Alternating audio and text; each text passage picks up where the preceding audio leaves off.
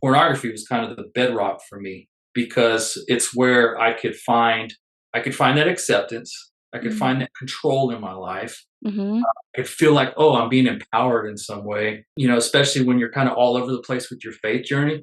Because I Yeah. can remember like 12 years old, 13 years old, I started going on this journey and really asking hard questions of my priest, of my parents, and no one was able to even answer it or they didn't want to talk about it.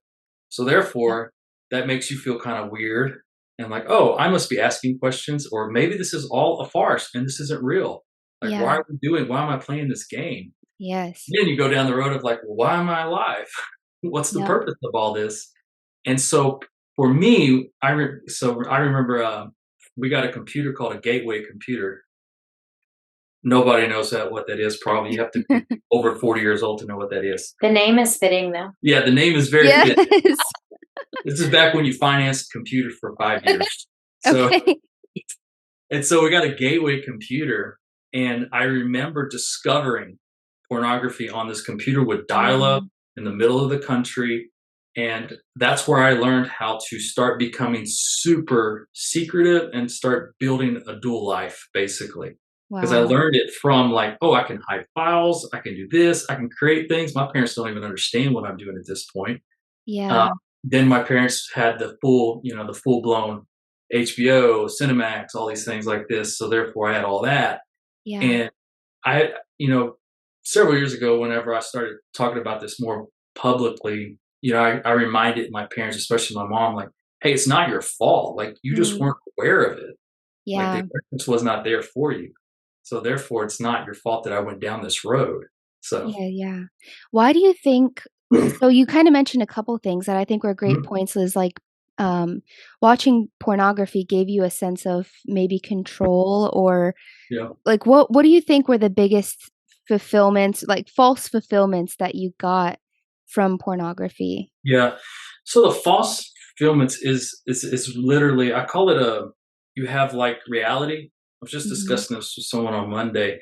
You have reality, and then you have your synthetic life. And Mhm. when reality is crushing around you, you're like, this doesn't make sense, or I can't make sense of it, or I feel like the weirdo in the bunch, or whatever. All this stuff is Yeah. going. The synthetic life, I can create this. I can create this world.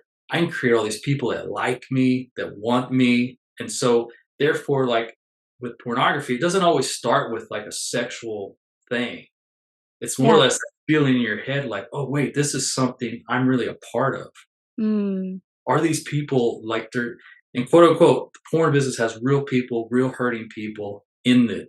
But for someone on the other side of the screen, it's just synthetic for them.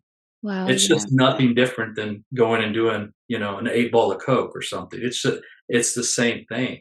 Yeah. Uh, and people are hurting all around it. And so that's where when you look at where the driving point for me, it's like whenever I found that, oh, when I'm depressed or angry, I can go to this, get that shot of dopamine in my head, feel a little bit relaxed for even 5 minutes. I will take 5 minutes, and that's kinda how you get when you can't resolve things in your head about what's going on around you. Mhm.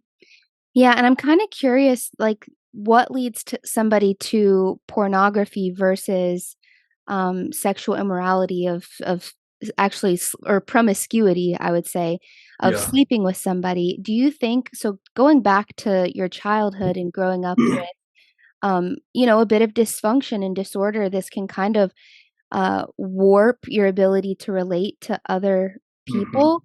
So is pornography almost like, how would I say? Like, when you don't feel in control of your relationships with other people, this is kind of like an easy way to be in Right. control of your experience without the hard work of Yeah. actually building relationship with somebody. That's definitely a large part of it because whenever um so I was being bullied at some point in middle school too. So this is Mhm. a whole 'nother part of it where people are making fun of you, you don't feel part of that crowd. Yeah. It's really hard to develop relationships in the real world, even now, right? We Yeah. we have to work at it. And so therefore, whenever you see these people just kind of faltering and going into these pornography or drugs or whatever, but pornography for this example is like you're seeing them create relationships. That's why you're seeing things like blow up, like the virtual reality part Mhm. now that is just Yeah. exploding. Well, we're in a really dangerous area with that now, where people are actually plugging in Yep. to a whole nother sub reality, and they're staying in that reality for hours. Yes. And so Right they're after the whole COVID thing where yeah, everybody's social skills are already struggling, so this becomes exactly. an even easier way out.